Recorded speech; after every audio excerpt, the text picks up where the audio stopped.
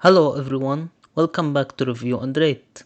Today, we're entering into a world of reset facilities and otherworldly dimensions. That's right, we are going to move this crystal into the beam and survive the resonance cascade to talk about Black Mesa, a game developed by Crowbar Collective and released in 2020. If you're a fan of first-person shooters, fantastic environments, and extraordinary remakes, you won't want to miss this review. Now, let's wear the HEV suit and get ready to enter the world of Black Mesa.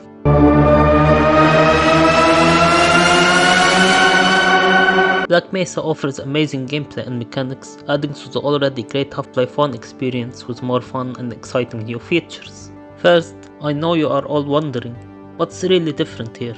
It is basically the same gameplay and mechanics as the original, right?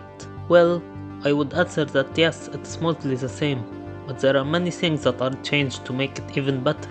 I won't waste time explaining the same things that I already discussed in Half-Life 1's review, but I will go over everything that was added to make the gameplay better. But let me just go over the very few problems. I still have an issue with the loading screens because it's just a little disruptive, especially when you go between places that has them, and sometimes causes weird things to occur as a result. Another thing is the small glitches that happen here and there when sometimes I get stuck somewhere for some reason. Like here where I had to use the no-clip cheat code in order to get past there.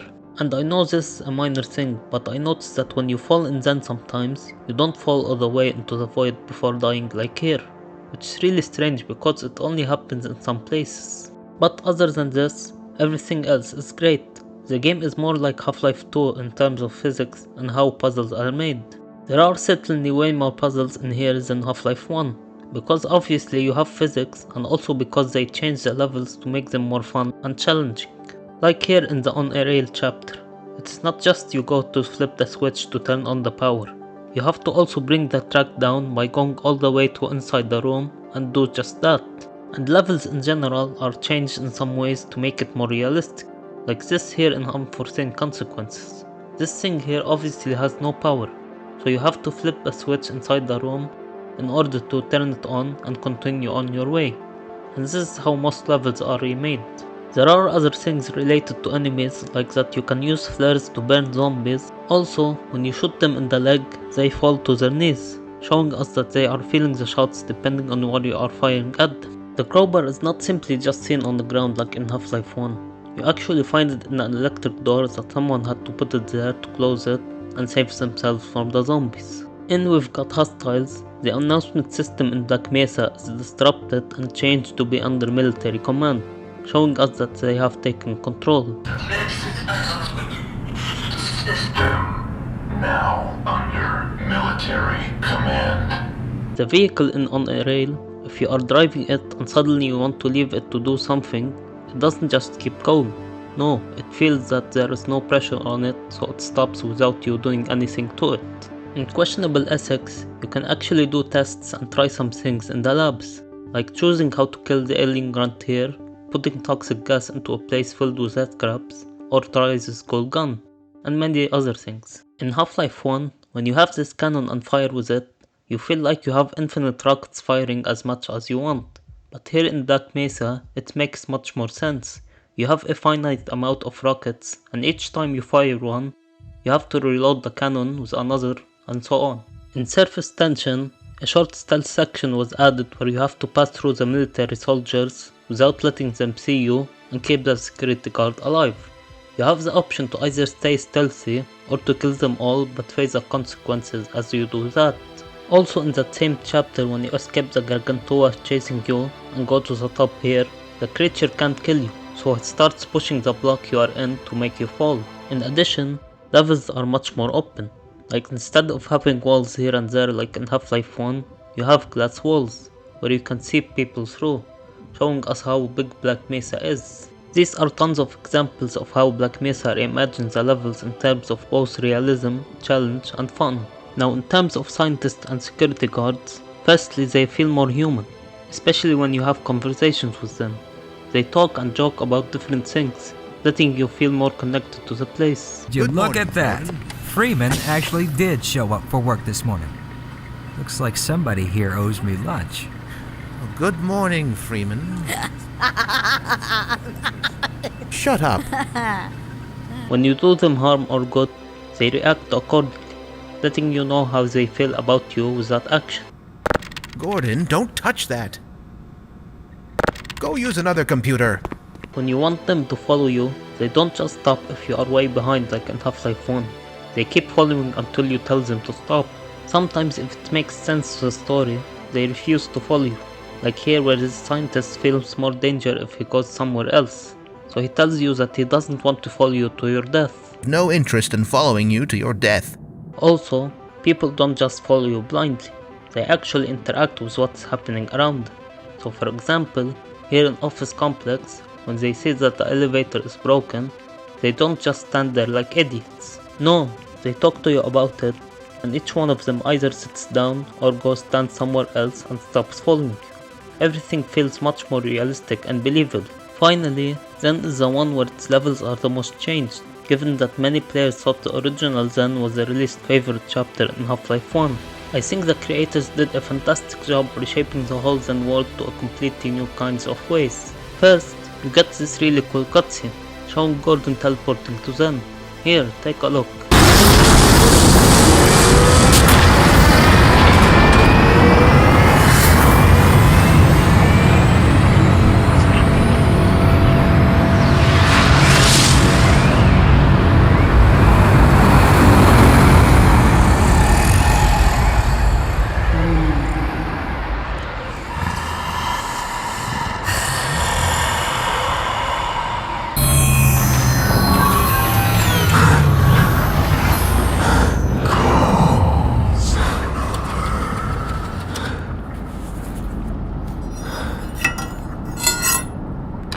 Second, the long jump module is easier to use here in Zen than in Half-Life 1. For example, I used to have a hard time jumping in Half-Life 1 by pressing W, Control and space buttons together. Here in Black Mesa, it's much easier, as you only have to move forward and press the space button 2 times in a row. And not only that, but you also get landing jets with a long jump module, which really makes a lot of sense given that in Zen you fall from many high places. That wasn't offered at all in Half-Life 1. Next is adding something that's completely different, which is the labs, because we always see that scientists around in Half-Life 1's Zen, but we never see the actual labs they are working in. So thanks to Black Mesa, you can enter one of them and fight zombies with HEV suits on them, having more armor than the regular zombies. Zen now not only provides a water health regenerator, but also crystals, which powers your HEV suit's armor. And have you imagined fighting enemies with an infinite amount of laser for the glowing gun? Yes, you can do just that by standing next to these green crystals that will give you as much as you want to fight the enemies around you. In the interloper chapter, if you make it to the top but for some reason you fell to the bottom ground, there is this teleporter that have you go back up again. Just this little thing I wanted to mention. There are also new enemies in Black Mesa. They include these exploding hound eyes, crystal-like hound eyes who has the ability to push the player to far distances, and the sea barnacles, as well as enemies with new abilities like the alien controller, who we actually see control the Vorticons to attack the player, as I try my best to kill them and not the Vorticons so their control is off. In addition, the alien controller sometimes powers itself with crystals, so it would provide them with both shield and the ability to throw large objects at you, making it more powerful. Finally, Gonarch and Nyaland's battles are much more fun here. For Gonarch, you have to power this thing before it attacks you, and when you are far from it, it throws at you big objects, making it hard for the player to be on one spot to fight, and then goes through many locations before facing this creature at the end and kill it. For Nylands, it's basically the same battle as in Half-Life 1, but Nylands doesn't teleport you someplace else. Instead, it teleports something from Earth to Zen, giving the player enough ammo to kill it. And you don't need to jump to the top of its head here, it will expose it to you, therefore finishing Nylands once and for all. Last thing I want to say is that the ending is much better here, as it shows a small cutscene of the Nylands getting destroyed before the endgame. Here, take a look.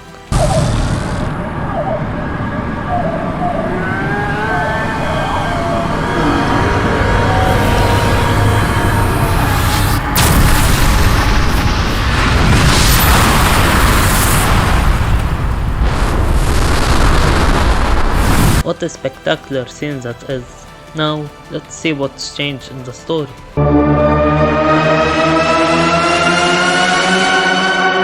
Black Mesa has the same great narrative as Half-Life 1, but certain stories were explained in a much simpler way here. We all know the story of Half-Life 1, but some things were unclear, and here is where Black Mesa shines in explaining the story. Because not only it shows certain characters' stories, it also explains why events are happening the way they are. Black Mesa's creators didn't just copy-paste the narrative from the original. No, they describe what's not shown in Valve's original game. Let me explain. First, here showing the two people's reaction to Gordon Freeman ruining the food in the microwave by referring to Dr. Magnuson from Half-Life 2 Episode 2 by you-know-who's lunch, and expressing horrifying feelings. You think you can fix the vending machine too, college boy? We will never hear the end of this. Yeah, you best make like an atom and split. 'Cause that was you-know-who's lunch. Second is actually showing Dr. Kleiner and Eli Johanns at their time in Black Mesa and their relationships to Gordon, with Eli talking about getting back to his family, and Kleiner looking at the headcrab for the first time and talking about studying, so referring to Lamar, Kleiner's pet from Half-Life 2. Finally, when you get to the Lambda complex, you will see how people are annoyed with you and anyone from anomalous materials, because of the incident there started everything. Don't expect any glowing praise from me, Freeman. I'm not exactly thrilled to be in this situation. Gordon, I've been awake for God knows how long trying to fix your mistake. I'm sure you could understand that I don't wish to speak with you right now. Oh, we'll just lower the dampening field and raise the capacitors. That's a grand idea. Nothing could possibly go wrong. I must insist that you go and bother someone else now, Gordon. The last thing is what was explained in Zen, basically showing the different labs there and how scientists have gone to Zen many times to study that world and ultimately face the consequences upon seeing the destruction of these kinds of labs. Another thing is the story of the Vortigaunts in Zen. In Half-Life, some of these things were shown, but you wouldn't really understand anything. But here, you can actually see that the Vortigaunts are not bad. They are good creatures who treat humans kindly. But the thing that made them evil is that they are simply slaves controlled by the Nihilance creatures. You can see them talking in their own language. Still doesn't know the human language as they talk with Gordon. Elonga.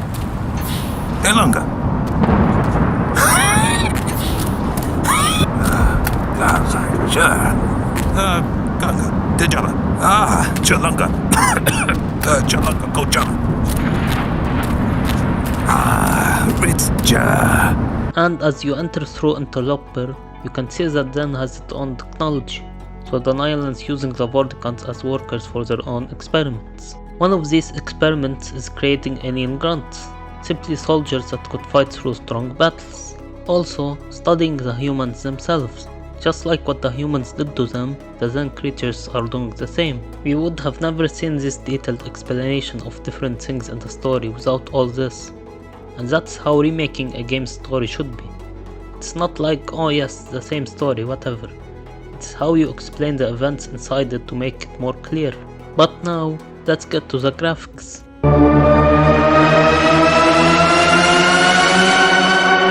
The graphics of Black Mesa is exceptional. It is the visuals where players would notice the most difference from Half-Life 1. Just take a look at all of the levels here, and compare them to the original game. You will notice not only the difference in looks, but also the details and changes made to make it look even better. Here, take a look.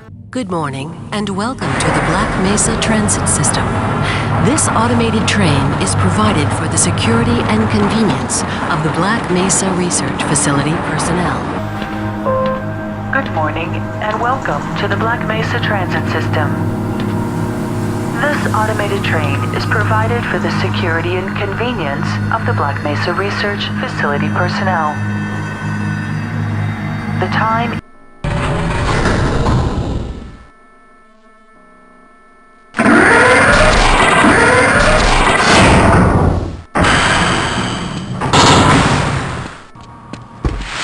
We should delay. Of course not. Another recalibration. Here you are. We just sent the sample down to the test chamber. We've boosted the anti-mass spectrometer to 105%. Bit of a gamble, but we need the extra resolution. The administrator is very concerned that we get a conclusive analysis of today's sample. I gather they went to some lengths to get it. They're waiting for you, Gordon, in the test chamber.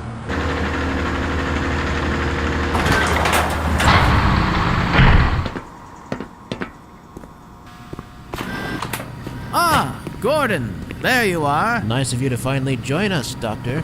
We've just sent the sample down to the test chamber. We've boosted the anti-mass spectrometer to 105%. Bit of a gamble, but we needed the extra resolution. The administrator is very concerned that we get a conclusive analysis of today's sample. I gather he went to some lengths to get it. They're waiting for you, Gordon. In the test chamber. Right. Come on then, I'll walk you down.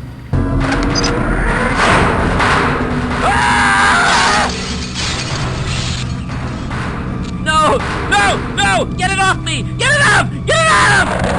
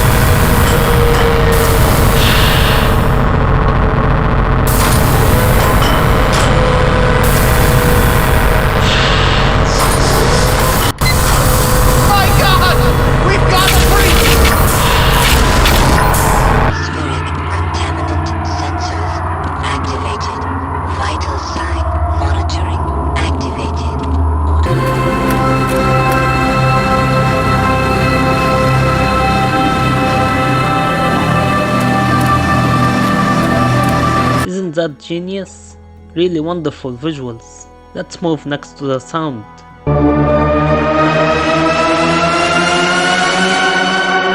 The sound design is the only part that is completely different in Black Mesa from Half-Life 1. First thing would be the weapons sound, improving them from the old game.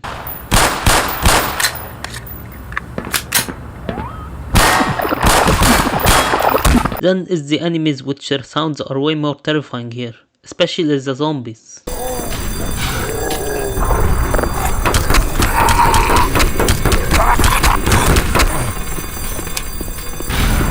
And of course I'm not forgetting the HEV zombie and the sound cutting off in between, so letting the player know that the HEV suit is broken.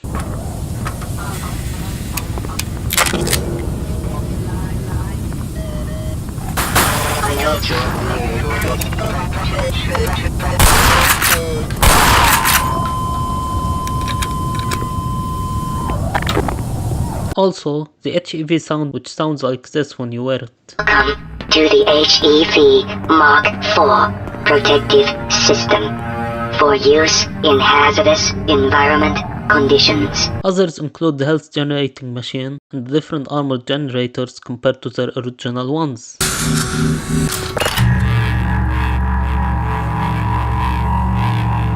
In addition, the voice acting, where every important scientist sounds different despite many identical sounds. He has been busy making last-minute preparations for the new experiment. Greetings, Eli.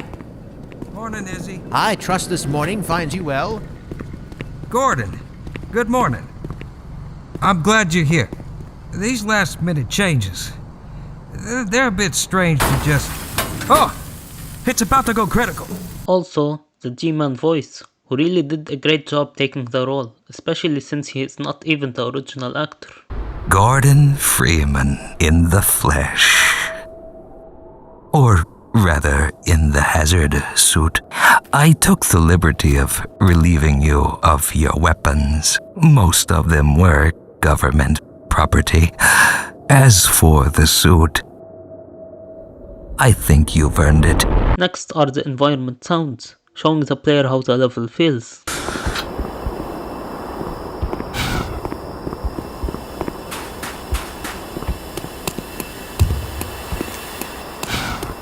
Finally, the amazing soundtracks, giving players a suspense and ending with a satisfaction. Please hear them.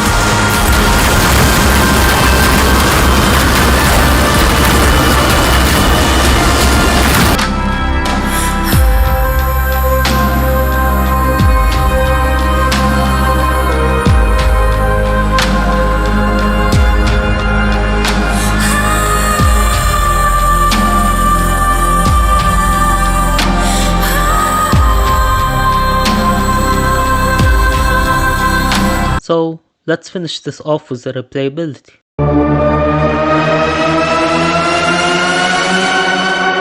Black Mesa gives you what you expect from its replayability, like Half-Life 1's, but with more fun. You basically have the same options, like playing in another difficulty, replaying a chapter that you enjoyed, having fun with your friends in multiplayer, and finally trying the SV_cheats, where you can make all kinds of crazy stuff with it.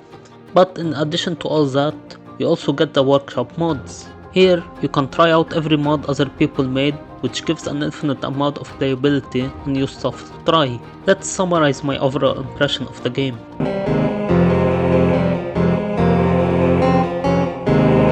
In conclusion, Black Mesa exceeded every expectation by creating a remake that's completely different from the original game, that starts to not feel like a remake, but actually a new game. From changing how the levels are designed, explaining different things in the story, to outstanding visuals and amazing sound design. Crowbar Collective did what Valve themselves couldn't do. That's why they deserve a really high score. Here it is.